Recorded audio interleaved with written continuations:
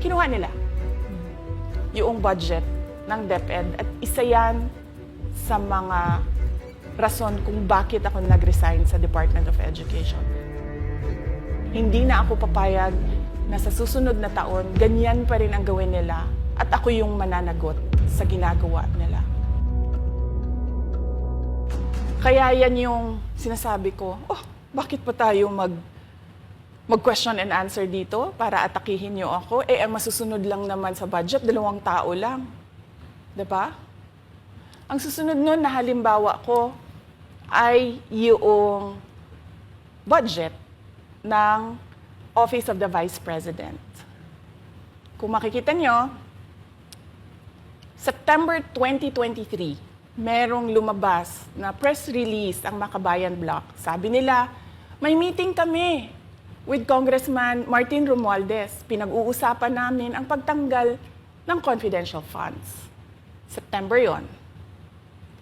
Pagkatapos noon, nagkwento sa akin ang isang congressman. Sabi niya, lumapit daw sa kanya si congressman ko at sinabihan siya na tatanggalin namin ang confidential funds ni Inday Sara. Hindi ba siya magagalit? Ang sagot naman sa kanya nung kaibigan ko na congressman, alam mo, si Inday Sara, walang pakialam sa pera yan. Magtatrabaho yan kahit anong budget. Alam niya yan. Dahil alam din niya, limitado ang pera ng gobyerno. Kaya magtatrabaho yan. Trabaho lang ang gusto niyan. Sinabihan siya. Inulit pa niya yung tanong. Tinanong niya yung congressman, sigurado ka ba na hindi magagalit si Inday Sara? Sabi niya, hindi. Kaya kung makita ninyo, doon sa budget hearing ng Office of the Vice President, ay dinefend namin ng maayos kung paano gagamitin ang confidential funds. Napapabilis ang trabaho, napapadali ang trabaho, dahil nakatarget yung mga proyekto. Pero pagkatapos nung plenary namin sa House, ay kaagad na lumabas, di ba? Walang 2 oras lumabas ang statement ni Congressman Zaldico. Ano sabi niya? Unanimous decision ng party leaders under the leadership of Congressman Martin Romualdez, tatanggalin namin ang confidential funds. At para hindi halata na inaatake nila ako, tinanggalan din nila yung mga iba pang mga departments ng kanilang confidential funds. So nakikita nyo, bumulong ang Makabayan Bloc kay Martin Romualdez. At dahil sa kagustuhan ni Martin Romualdez na hindi siya atakihin, at dahil sa gusto niyang suportahan ang Makabayan at ang NPA, nakinig siya. At ang ginawa niya, tanggalin yung budget. Alam na nila kung anong gagawin nila bago pa kami pumunta sa plenary ng House. Hindi ko alam yon. Kasi nasabihan na lang ako nung kaibigan kong congressman pagkatapos na. Nung nakita ko na nagsabi si Zaldico, tanggalin niya ang confidential funds ng Office of the Vice President. So doon ko na lang naintindihan na aatake sila gamit ang confidential funds. Dahil sumunod nun, October, ay merong dated na October na audit memorandum ang Commission on Audit. Tapos meron silang October 3 na audit memorandum ang Commission on Audit. So sunod-sunod yun, nakita mo. Naglabas ng press release ang Makabayan, nag-defend kami ng budget namin, nagsalita si Zaldico, lumabas ang mga AOM ng COA, September, October. Kaya yan din yung rason. Nung nakita na namin at na-confirm namin doon sa audit memorandum ng COA na ito na yon, confirmation ng pag-atake. Kasi hindi pa kami confirmed doon sa unang tanggalin namin yung confidential funds sa OVP. Ang confirmation namin, noong nagba-budget hearing sila, at doon sa budget hearing, tinatanong nila, may AOM na ba? May AOM na ba? At nakita namin lumabas na. Yun yung confirmation namin na ito yung pag-atake. Kaya nung fourth quarter ng 2023, hindi na ginamit ng Office of the Vice President at ng Department of Education ang confidential funds. Kasi sabi ko sa kanila, kahit gaanong tamang gamit natin dyan, gagawan nila ng mali yan. Bubutasin nila yan at aatakihin tayo gamit ang confidential funds. At ang patutuo nito, kung makita ninyo, noong House hearing, noong August 27, 90% ng mga tanong, confidential funds. Kahit na 2024 at 2025, wala ng confidential funds ang Office of the Vice President. So yan yung explanation ko, mahabang explanation ko. Bakit pa tayo mag-question and answer? Para atakihin ninyo ako? Tapos, alam naman nating lahat. Congressman Zaldico, Congressman Martin Romualdez lang ang nagdidesisyon sa budget ng bayan. Madam Vice President, it seems na there's this great plan against you talaga to destroy you. And speaking of plan, kasi during the budget hearing po, may nagsabi kasi doon ng let's stick to our plan. And you also called that person po. Can you po share about this po? Ano ba tong plan talaga nila during this budget hearing? Oo.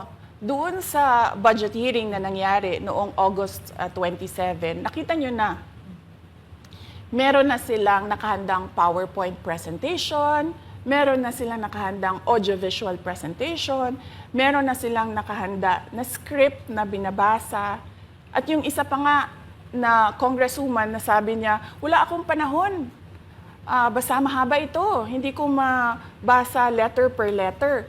Pero kung makita mo, may nakahanda siya ng mga sagot sa mga sinabi namin sa Commission on Audit. Legal points na sinabi namin sa Commission on Audit. Bakit napakadelikado ng ginagawa na kinukuha ang mga dokumento ng hindi tapos at hindi final na audit. So kung makita mo, ganun yun, nakahanda sila. Makikita natin na let's stick to our plan at atakihin natin ito siya. Walang kinalaman sa kanyang Office of the Vice President 2025 budget proposal, kundi lahat ay may kinalaman sa confidential funds na matagal nang may kaso, 3 pa nga ang kaso sa Supreme Court, matagal nang pinapa-audit nila, at nagko-cooperate kami doon sa audit. Kaya makikita ninyo kung ulit-ulitin natin yung nangyari noong House budget hearing noong August 27. Meron silang plano na gamitin yon para siraan ako. At hindi lang sila tumitigil dyan.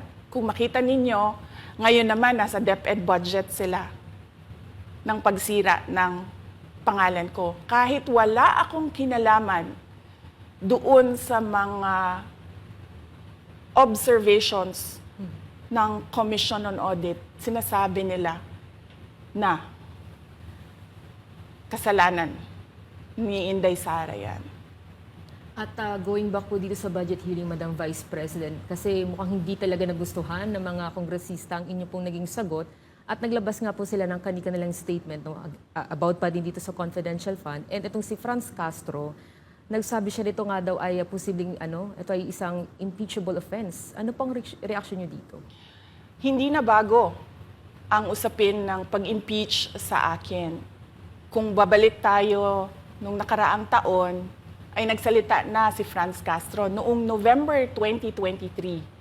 Nagsabi na siya, ay pinag-uusapan namin ang impeachment ni Inday Sara. At nagbigay siya ng mga basehan doon sa ifa-file daw nila na impeachment. Kaya tuloy-tuloy lang yan na pinag-uusapan openly diyan sa House of Representatives ang impeachment.